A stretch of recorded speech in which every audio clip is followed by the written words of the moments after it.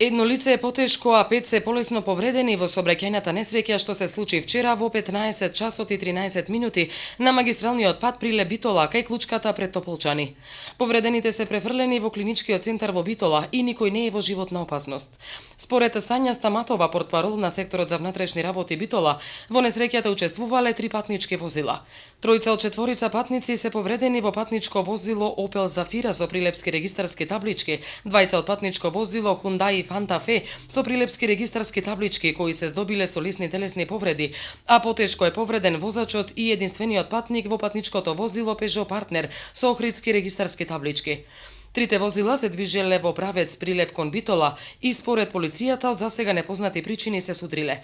Од секторот за внатрешни работи Битола велат дека една од причините се и временските неприлики на патот.